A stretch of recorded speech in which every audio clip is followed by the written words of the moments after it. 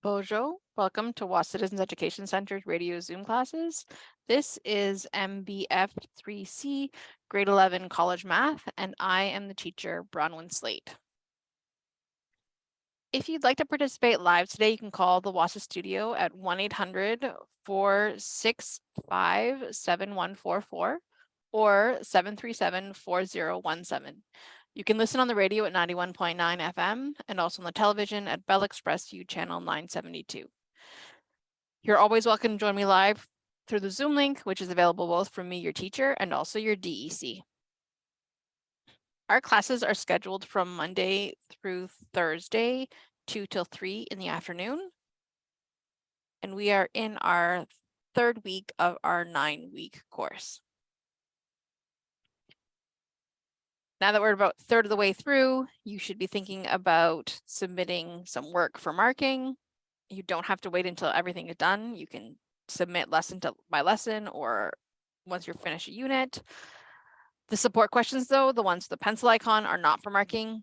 These are practice problems, and you decide which ones and how many to do. If you're understanding a concept, feel free to skip questions. You don't have to do them all just because they're there, though they are there to help you practice to make sure you're confident in your skills. The answers are in the back of your booklet in order to help you to make sure that you're on the right track, so please check your work. The key questions, the ones with the key icon, are the ones to submit for marking.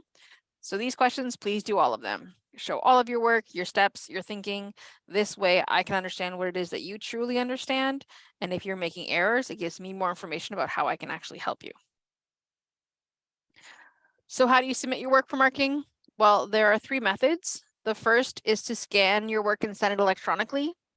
You can scan your work using a device. If you have an Apple device, you can use the Notes app. If you have an Android device, you can use the Google Drive app. These are both free apps that generally come with these devices and are really straightforward to use. Basically, you point and click. I do have tech tutorials on my YouTube channel that can help you learn how to scan using these devices. If that's something you'd like to learn how to do, feel free to check those out. Then you can send it to me through either email at studentwork@nnec.on.ca and CC it to bronwyn.slate@nnec.on.ca, or you can send it through Facebook Messenger, where my name is B. Slate Wahsa. The second method is to drop it off in Sioux Lookout. We have an outdoor mailbox at 74 Front Street, or the bright red building next to the post office, and we have a small white mailbox next to our side entrance. So feel free to just drop it off in there at any time, and I'll get back to you as soon as possible. The third method is to hand your work into your DEC. Your DEC can either send your work through the Express or fax it to 807-737-1732 or toll-free fax to 1-800-463-7852. Students are also welcome to fax their work in if you have access to a fax machine. If you'd like to connect with me through social media, both my Facebook and my YouTube channel are under the name B. Slate Wahsa. So you can find me on Facebook or subscribe to my YouTube channel, and then you'll get notifications every time I upload one of our radio Zoom classes. All of our radio Zoom classes are recorded, and I post them shortly after airing to YouTube. They're all there under a playlist called MBF3C. Also, there are common error and confusing concept videos, so things that you might consistently struggle with or make the same mistake over and over again, or a concept that's really confusing. So there's our short videos that break these concepts down or give some examples to just give you something more to work with, opposed to doing a general online search that might be overwhelming. Check it out there. Math is a really visual subject, so I strongly encourage you to access the videos, either joining me live through Zoom, even if you don't want to talk to me, you just want to watch, totally fine. Or you can also watch the videos on YouTube, as they're all there, and get the full experience on your own time. However, if you don't have reliable internet and you can't do either one of these options, please just let me know, and I'm happy to send you a copy of the recordings so that you can still get the full experience. If you have any questions or concerns, please reach out and contact me. You can email me at bronwyn.slate, which is spelled BRONWYN.SLATE @nnec.on.ca. You can connect with me through Facebook, where my name is B Slate Wahsa. Most of my students communicate with me through Facebook, and that works really well. You can give me a call at the office at 807-737-1488, extension 2209. You can also call us toll free at 1-800-667-3703. My office hours are Monday through Friday, 9 a.m. to 3 p.m., though I teach the last hour of my day, so that's not a good time to get a hold of me. All right, today is another Throwback Thursday lesson. So we're going to be throwing back all the way back to lesson 1, but we're going to be focusing a little bit more on lessons 5 through 7, because that's our most recent work since we had a Throwback Thursday lesson. So I just want to remind you why we're reviewing already. Research done by Hermann Ebbinghaus in 1885 showed us that humans forget things quite quickly. So we only retain about 80% of something that we learned within the past day. Then by the second day, we've now lost another 15% or so. By the third day, we've lost another 10% or so, continuing forth until about a week later, and we've lost about 60% of what we learned. We have retained only about 40% of something that we learned. So that makes school really difficult because our brains are not built to store every single piece of information forever. It needs to prioritize and then let things go that it doesn't think are as important. Continuation of this research is that with the forgetting curve, if we revisit information, we retain information for longer, and we don't forget it as quickly. So we learned something, we still forget it. We still forget about 20% after one day. But if we revisit that concept and we fill back up to understanding it to 100%, knowing it to 100%, now it's going to take 2 days to lose that 20%. And then if we revisit that again, then it's going to take us 3 days to lose about that 20%. And that continues. So if we continue to come back to information, we understand it and we are more likely to remember it for longer because we are telling our brain that this is important information that we want to retain. So this is really useful because in school, in my experience, when you're taking a course, you spend a lot of time on a concept, you study for the test, and then you move on and your brain says, okay, I don't need that anymore. I'm going to make new space for this next unit. But then when the exam comes or the final culminating assignment comes and your brain is like, wait, we learned that? I don't even remember. I have to relearn it all over again. So if we continue to revisit and touch base with it, we are more likely to remember it and be more confident with it when we come to the end of the course, which means that we're going to be able to apply it more in life because we didn't just throw it out as soon as we felt like we were finished with it. So this is why we do Throwback Thursdays. All right, but first, of course, we're going to still activate our brain with some mental math. I don't believe in math minutes. They're stressful. They're not fun. They don't teach anybody anything, so we don't do them. Instead, we work on developing strategies that use our brain, that make connections between numbers, that we use friendly numbers that we're confident and comfortable with, and use the skills that we do have. So our question today is 374, takeaway 86, and we are going to be using the strategy of counting back in groups. So many people count backwards when subtracting by ones, which is totally fine, but having to count backwards 86 times is a lot. So I'm going to visualize this on the number line. You do not have to do this, but this is how I keep myself organized. So if I start at 374, and I need to go back. I need to take away 86, so I need to go back 86 units. I'm going to count back, instead of counting back with ones, I'm going to count back by tens. So I can take away 10, which gives me 364. And I can take back another 10. And now I'm at 354. Another 10. 344. Keep going. 334. 324. 314. I've gone back 6. So I'm going to continue my number line down here because I ran out of space. So another 10. So that's now back 70. So 304. Now back another 10. So now we're back 80.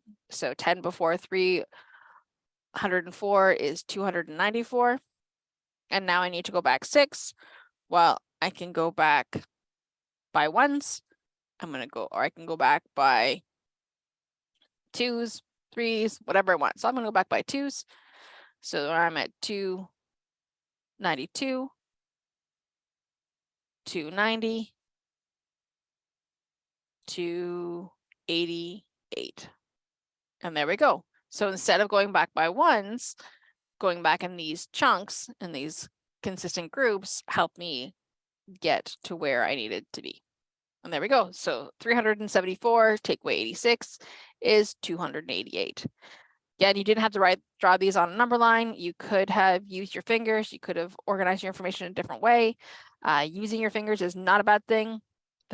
Brain research has been done and shown that this is actually engaging your fingers, lights up parts of your brain. It engages different parts of your brain, which helps you understand things better. So though there's been lots of shame and encouragement not to use your fingers and that it's babyish or that you are a low-level learner, this is not true. It's a great tool that you have. Your brain likes it. Use your fingers, totally fine. Okay, so before we dive into some practice, we want to just do a highlight. We want to go back over the highlights of the lessons that we've done, kind of like a highlight reel. So Unit 1 highlights, we're going to start from the very beginning of the course, but spend a little bit more time on the more recent lessons as we get there. So in Lesson 1, we looked at transformations of quadratics. So we looked at the function y equals a times x minus h quantity squared plus k. And remember that when we have numbers, the a tells us the opening direction. So positive, it opens up, negative, it opens down. H tells us the horizontal shift. So a positive h means that we're shifting to the right. A negative h means we're shifting to the left.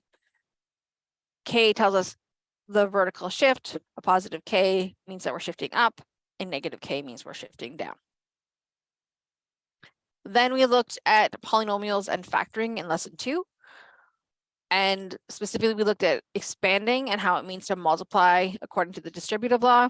Remember, the distributive law is multiply everything on the outside, but everything on the inside. And then we looked at factoring, which is the opposite. So we're trying to find the two binomials that resulted in the trinomial product. So if we expand using the distributive law, we get a trinomial. Factoring is going from that trinomial backwards to find the binomials that would multiply to make it. Then in Lesson 3 was solving and graphing quadratics. So solving a quadratic means that we're looking for the values of x that result in y equals 0, which are can be called zeros or your x-intercepts. And this can be helpful information when you are applying it in real life. Then in Lesson 4, we looked at the exponent laws. So the laws very quickly are multiplication. If you have the same base, you add the exponents. Division, if you have the same base, you subtract the exponents. Power of a power, you are multiplying your exponents together. Anything with a 0 exponent equals to 1. Negative exponent means that you have the reciprocal of the base with a positive exponent. So you get 1 over the base generally, and your base is now raised to the same number, but to the positive exponent opposed to the negative exponent. This stuff is tricky. If you need to go over it again, there are both things in my, go back over to lessons on YouTube, or also look in my mental math. There's some other examples there as some of the extra short videos. All right, so then this week we looked at lesson 5, which was solving exponential equations. So here we went one step with exponents, and now we're looking at them as in a function and what that means. So that's in the form of y equals a times b to the exponent x, where b is the base, and this can be any positive number except for 1, because if 1 is your base, then you're just multiplying 1 by 1 by 1 by 1 by 1 however many times, and you will always get 1, so it's not helpful. And a is called the scalar, and it has to be any non-zero number. So this is telling us sort of like our vertical stretch with quadratics in terms of how your exponential function is being stretched or compressed or reflected. All right, so if b is greater than 1, this is exponential growth. So you can see on this diagram that you start off really, really small, and then you get bigger and bigger and bigger as you move, as your x value gets bigger. If your base is between 0 and 1, then this is exponential decay. So you are going from big, big, big, all the way down to small, small, small. When a is equal to 1, all exponential graphs will go through the point 0, 1, because anything to the exponent 0 is 1. So that means that it has to be 1. So all of our graphs go through the same point. If a scalar might make it move, or if you're shifting it, so that could be different. And also there is no x-intercept. Y never equals 0 because you never cross the x-axis. It's never possible. There's no values that make y equal to 0. So that can never happen. All right, so then we looked at lesson 6, which is simple interest and linear growth. So a reminder that simple interest is both an arithmetic sequence and linear growth. So this all of these three things mean that when the pattern increases or decreases, it's at a constant rate. So we are always adding the same amount, 10, adding 10, adding 10, adding 10 each time, or we're subtracting 5, subtracting 5, subtracting 5 each time for these patterns to be true.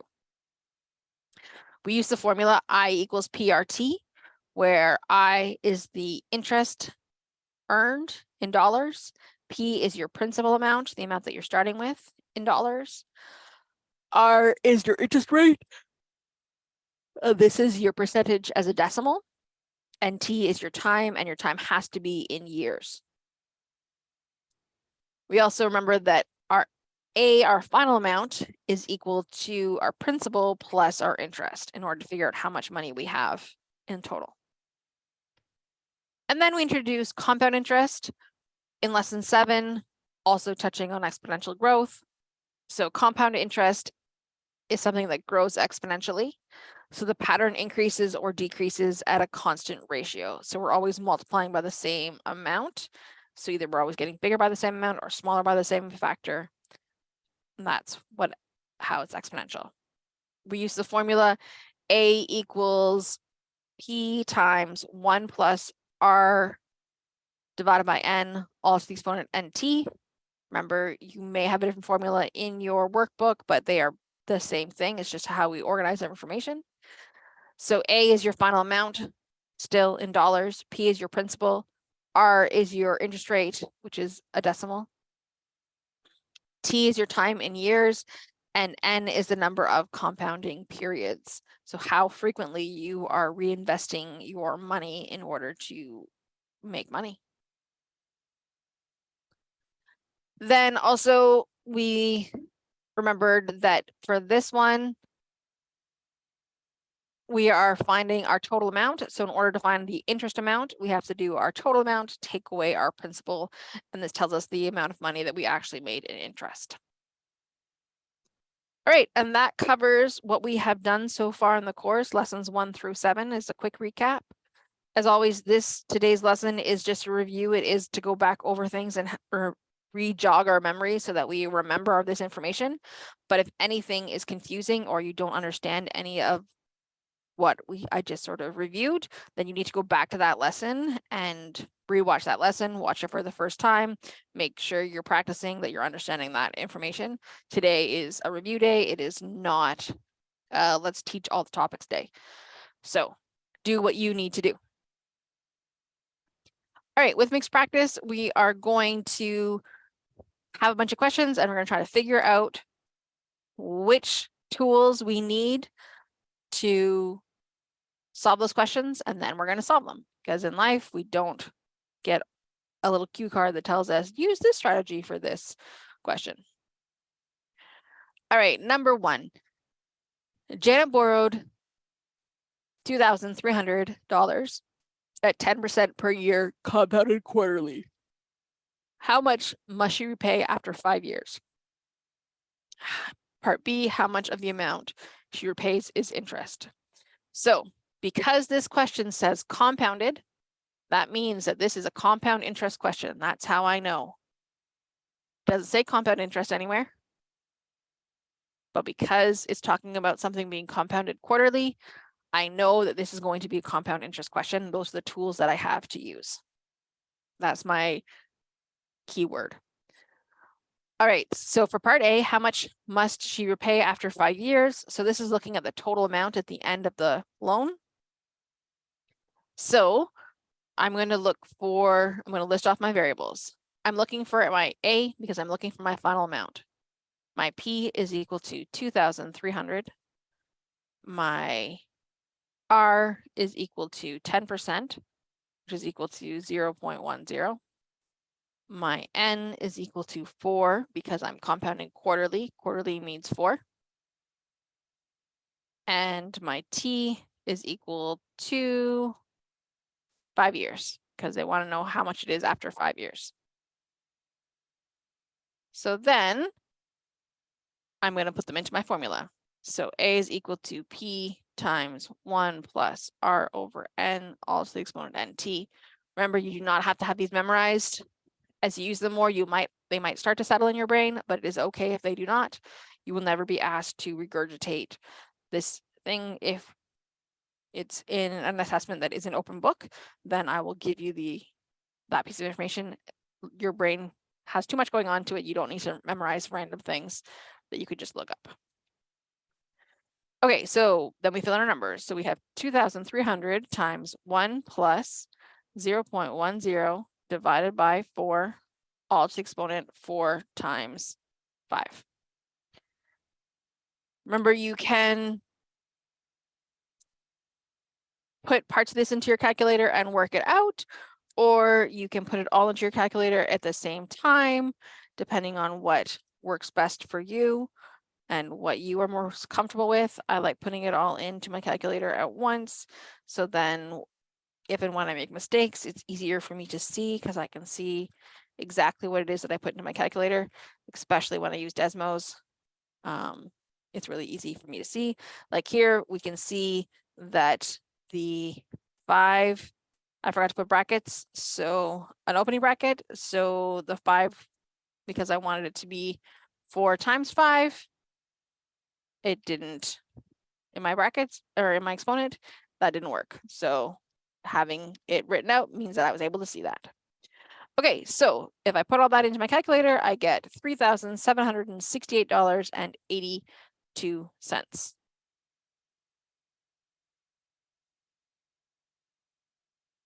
Okay, so Janet must repay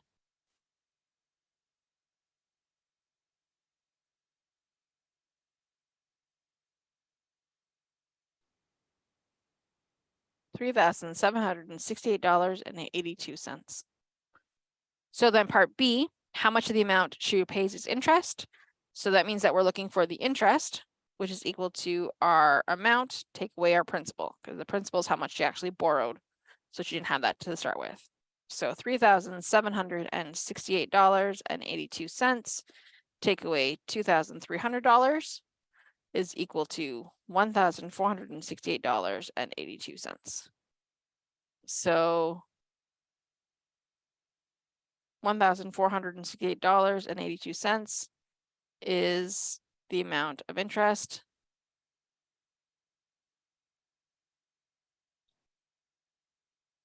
Janet pays.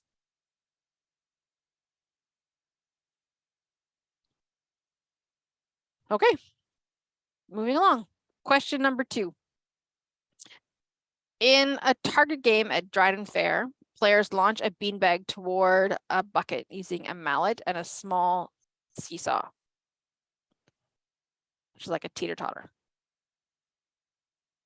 catapult type thing.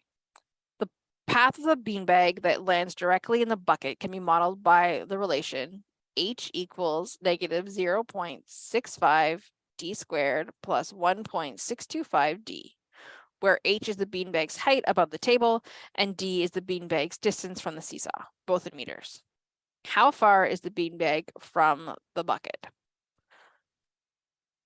So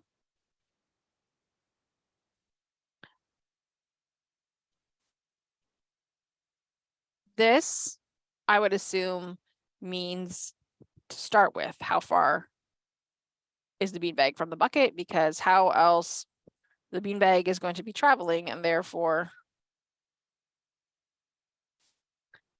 it's going to be different distances from the bucket. So I would think of this as, I would draw myself a picture. Now, you do not need to be a incredible artist.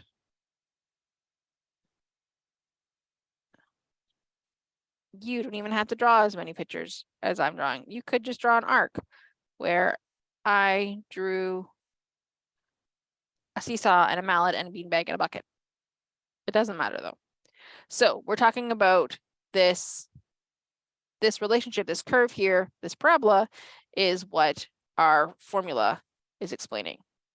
So when we're wondering how far the beanbag is, our height is 0. We're starting at the ground, right? The teeter-totter, I drew poorly, but my teeter-totter would be, that would be the weight, so it would be starting at the ground. As soon as the mallet hits it, it's going to go up. So that means that we're looking for when height is equal to 0. So h is equal to negative 0.65 d squared plus 1.625 d. So if the height is 0, 0 equals that. So now we need to factor out. Now I can factor out d from both, but I might be able to factor out negative 0.65. I am not, that might be something that gives me a number.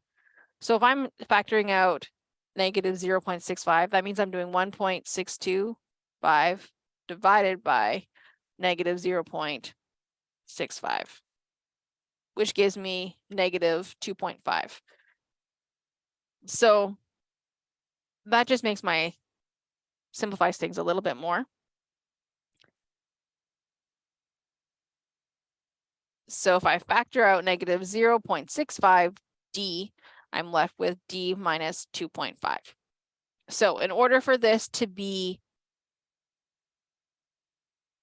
our distance, when our amount, our beanbag hits the, is in the ground, has a height 0. So either negative 0.65 d equals 0, or d minus 2.5 equals 0. Well, negative 0.65 d equals 0 only when d equals 0, and d minus 2.5 equals 0 when d is equal to 2.5. So the beanbag is at the ground either when the distance is 0, so that's when the beanbag is in the ground, or in the bucket, sorry, or when it's 2.5 meters away from the bucket. So that means that this 2.5 meters is what makes sense. So therefore the beanbag starts 2.5 meters away from the bucket.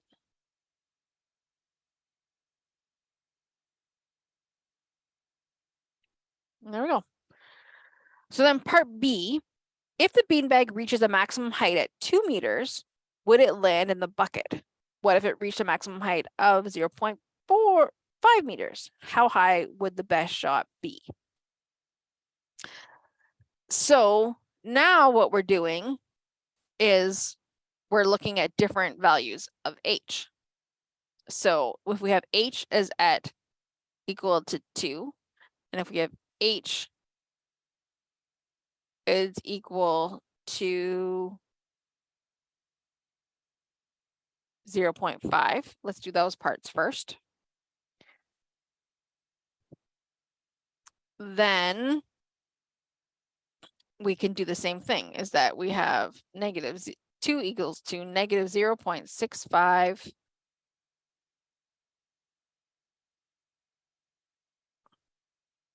d squared plus 0.6125. I don't even remember, what was it? No, 1.625. I'm like, that doesn't feel right. 1.625 d. So if we're solving for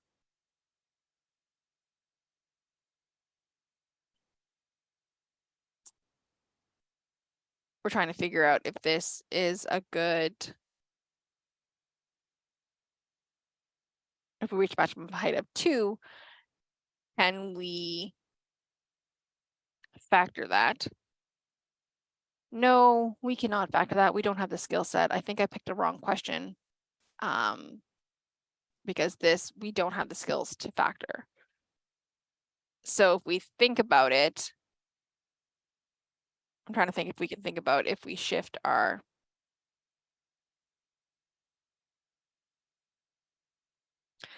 well, if we know, so let's do this a different way. If we know that our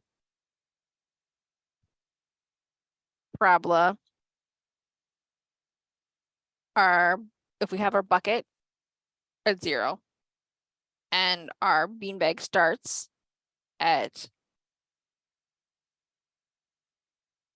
2.5 meters away. So if it has to go all the way up to 2 meters, is that going to hit our bucket? It could, because we have a negative A value and it's wide, so it could, but it's probably not going to actually hit in the bucket. The same way, if we only have 0, if our bucket only goes up to 0.5, if that's as high as it goes, is it going to hit our bucket? Probably not. This question where it asks how high the best shot would be. So we want our shot to go all the way up and then come back down into the bucket. We want that to be perfectly symmetrical, right? So that means that we want it to go at halfway, which is 1.25. We want it to be at its highest point. So if we put in our distance is equal to 1.25, how high will it be? So negative 0.65 times 1.25 squared plus 1.625 times 1.25. If we put that into our equation, we calculate that. This is going to tell us how high our beanbag would go to find the perfect shot. So calculating that,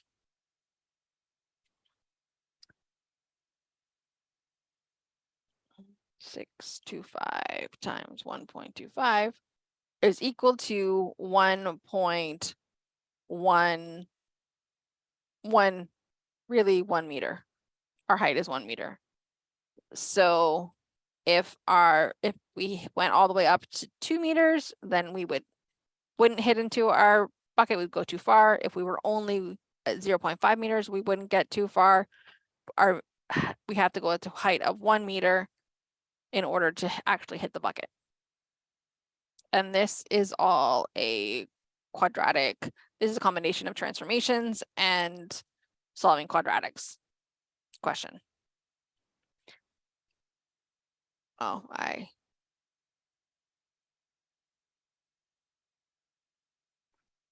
wrote over something. Anyway, whatever. Okay, moving along. Number 3. The population of the Kenora district, let's call it P, is projected to grow until 2050, based on the relation P equals 65,533 times 1.029 to the exponent n, where n is the number of years after 2016. Sketch a graph of this relation. So, because I have an exponential function, this is going to be solving exponential functions.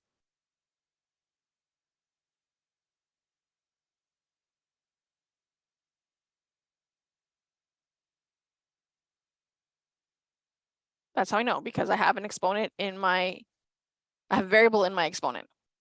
So if I want to graph this relation, I could go and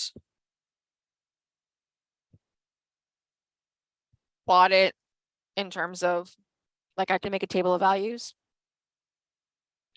and change my input. So I could do 5 years after 2016, so that would be 2021, and then 10 years, which would be 26. This is when census happens. This is why these are the numbers.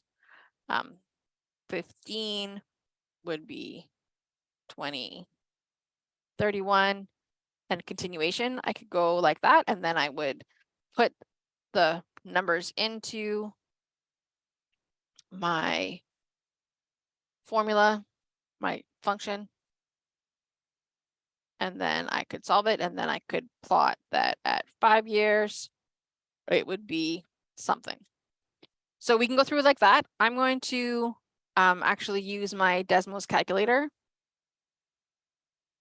in order to graph this, just to save some time.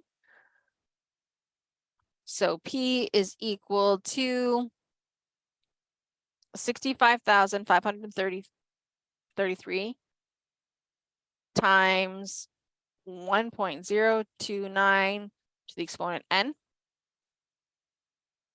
And I'm going to blow that up. Again, we're really, really close, so that's why we can't see anything. We're talking about really big numbers.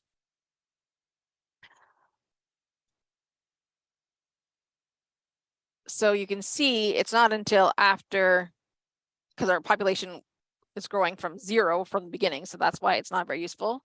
So here, to scale on this, we can see it's not really helpful. We can't really see anything. So we're going to change our axes. We don't really need anything before 0. I'm going to say -10, just so that we're not right at 0. And then I'm going to say we want to go up to,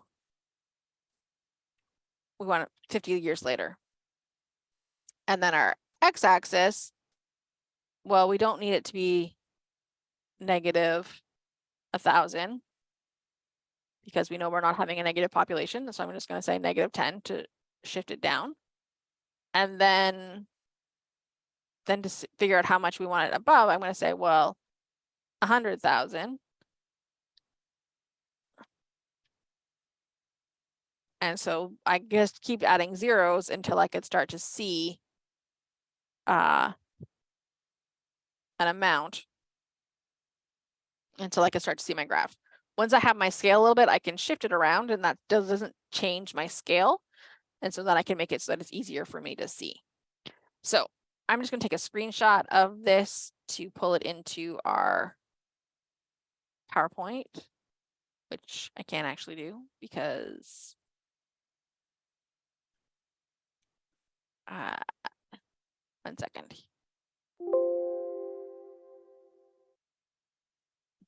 Just trying to get it so that we have a graph that we can work with. Okay, so now I have a graph.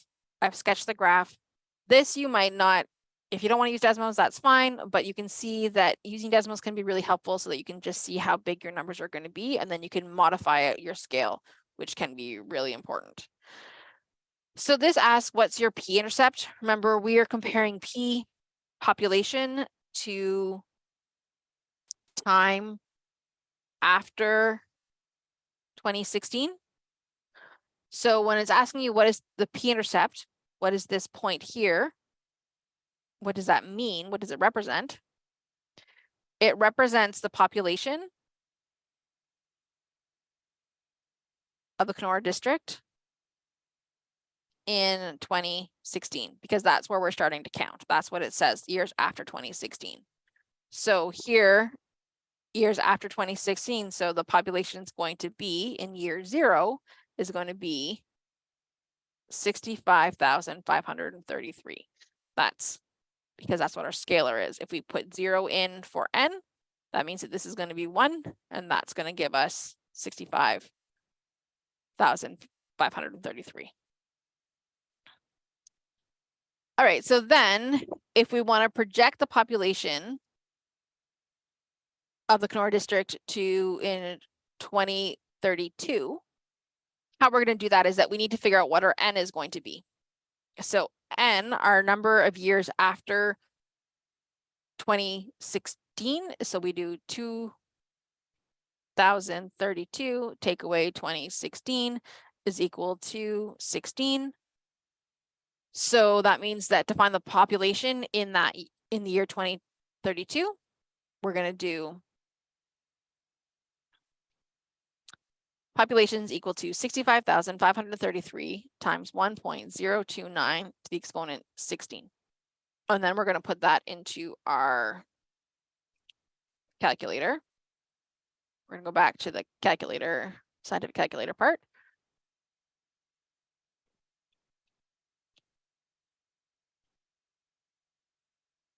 To the exponent 16. So we can see our population. We don't need any decimals because we're not going to have partial people. We're going to say 103,539.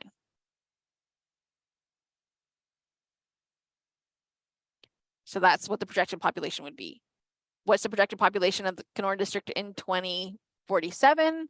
So again, we're going to do 2047, take away 2016. So that's, sorry, 20, yes. That is going to be 31 years later. So again, we can do the same thing. We put that n amount into our exponent and we calculate it. Oops, not 131. So now we have 1,500, no, sorry, 158,977. 58,977. And that would be the projected population for 2047. And that's how we do those function games. All right, number 4. The stopping distance of a particular car can be modeled by the relation d equals 0.006 s squared, where d is the distance in meters and s is the speed in kilometers per hour. The speed limit on, the speed limit on town roads is 50 kilometers an hour, while the speed limit on highways is 100 kilometers per hour. How much extra stopping distance do you need when driving 10 kilometers over the speed limit? Compare both in town and highway situations. So again, we're going to this is a quadratic question because we have a quadratic, we have a squared as our highest degree. So we're going to look at this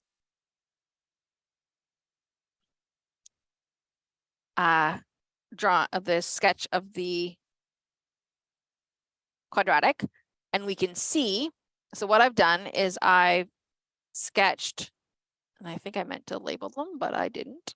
So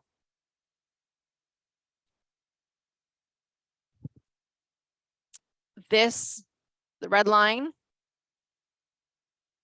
is D equals 0.006 s squared, and the blue line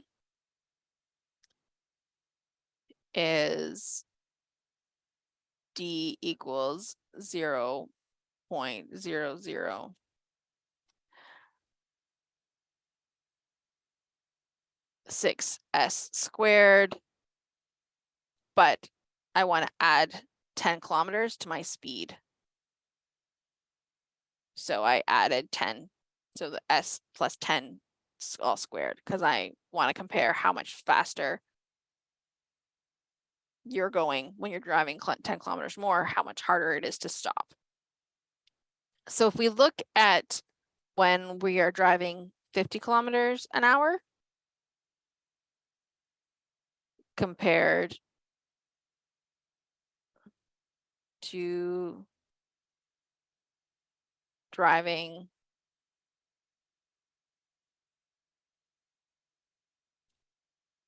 so at 50 kilometers an hour, it would take us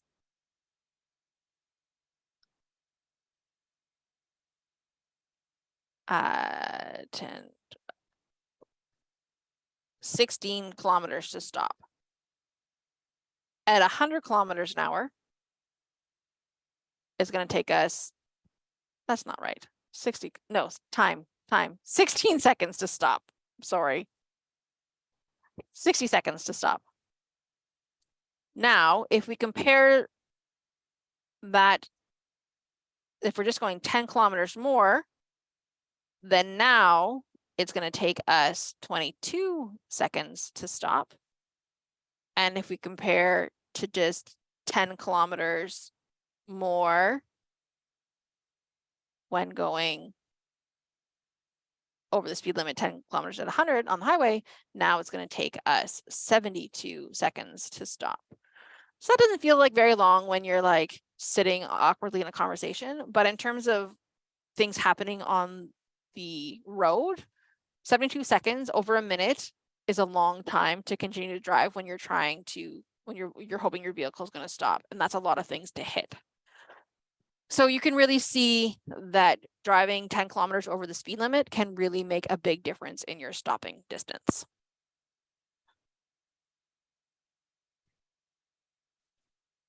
All right, number 5, you can write 3 to the exponent 8 as 3 to the exponent 2 times 3 to the exponent 6 using exponent rules.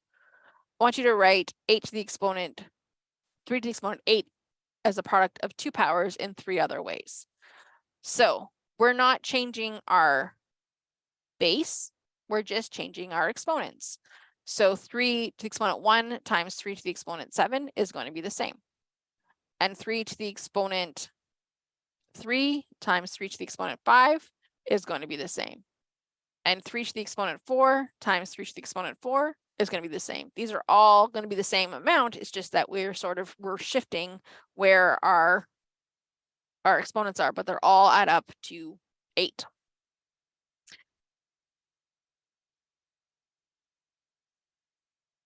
Here, the same 2 to the exponent 5, write a product of 2 powers in 3 different ways.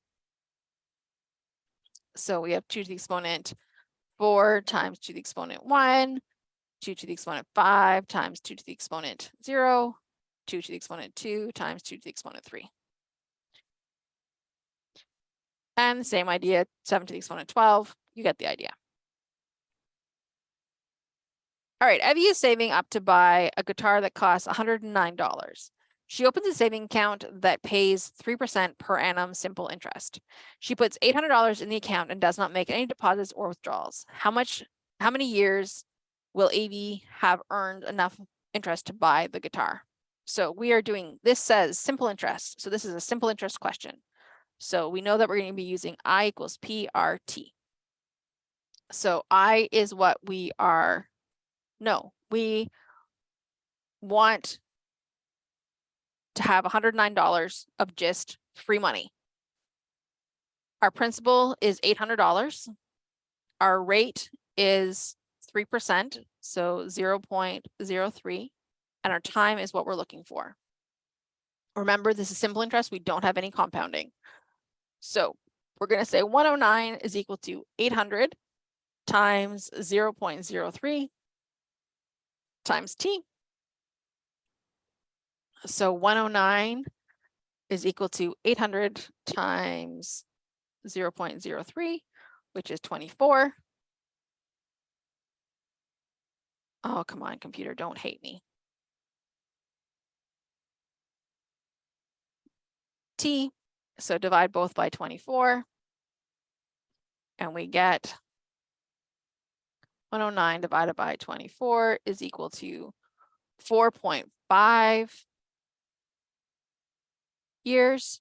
So it asks how many whole years. So therefore, we need to round this up. Therefore, Evie needs to save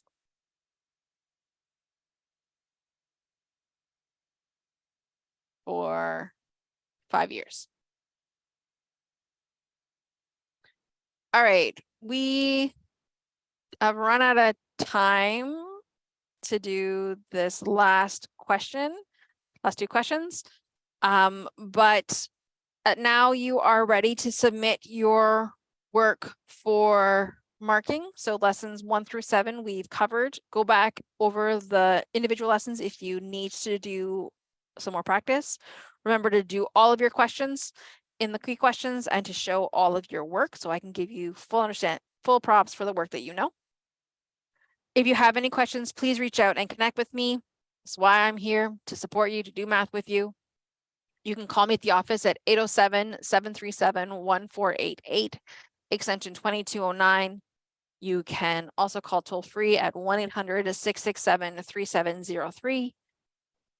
If you want to email me, my email address is bronwyn.slate, and that's bronwyn.slate@nnec.on.ca. Connect with me through Facebook. My name is B-Slate Wahsa. Or check out my YouTube channel, which is also B-Slate Wahsa. Remember, all of our lessons are under a playlist called MBF3C. My office hours are Monday through Friday, 9 a.m. to 3 p.m., except on Thursdays, which is 10:15 to 4:15. So feel free to give me a call if you want to right now. Thank you so much for joining me. I look forward to connecting again. Miigwech.